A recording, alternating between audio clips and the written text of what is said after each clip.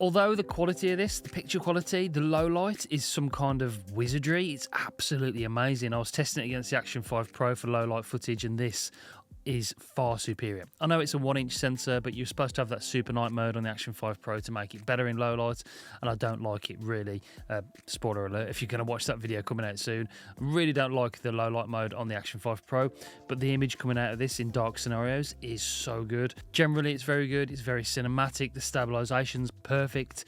You get the mist filter, the black mist filter with it, and it gives it a nice glow in all the lights and everything in the highlights. It's a very, very, very, very good camera. I'm not overstating that. This camera is phenomenal. I'll absolutely love it, but I never use it for a few reasons.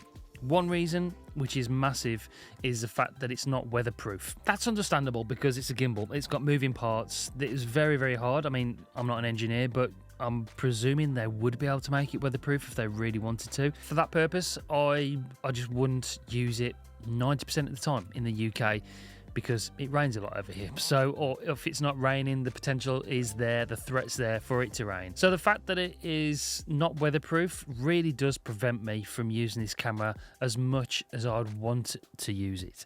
The second reason is I just find it a little bit fiddly to use. I was testing it this morning, and the fact that it is a gimbal, it's very different to a fixed field of view camera like the Action 5 Pro. It's the user experience and the sort of way you use it is very different. So I just haven't been able to get used to that over the last year or so.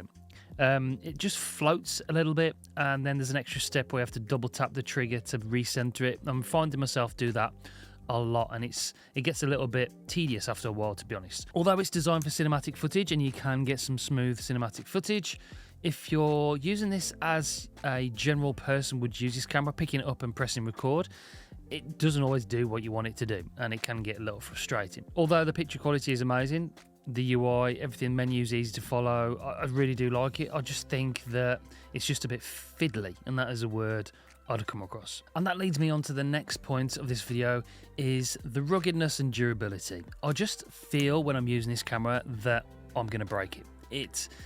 It feels a little bit flimsy, especially with that gimbal on the top. I took it on a camping trip with my son as soon as I started recording with it, and I was using it out and about in a rugged outdoors environment.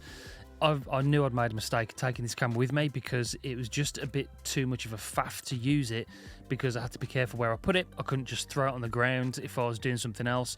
I couldn't put it in an unusual position because I was scared it was going to fall over and snap the head off it.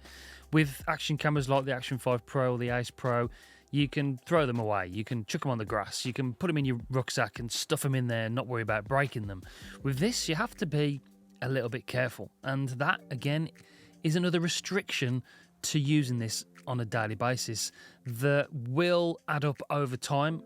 Like I said, been using this since launch from day one for a year now, and those scenarios have cropped up where it just becomes a little bit more of a chore to use it rather than a joy. So while I want to love this camera, and I kind of do in certain ways because it is so good, the quality is amazing, the fact you can connect two of the wireless microphones to it as well is just a killer feature. It is brilliant.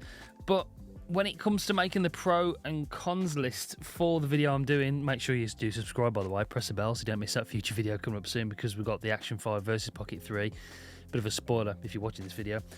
There is more pros than cons than the Action 5, but the pros that matter for me for a camera make the Action 5 Pro the better option. Now, it might be different for you. The things you use this camera for might be perfectly fine. If you're, I don't know, going to Disney World and you want a camera to shoot your family holiday, then this will be an amazing option because the quality you're getting out of it is something you'd expect from a big camera like the Sony ZVE1 that I use on a regular basis. The quality is better than an action camera.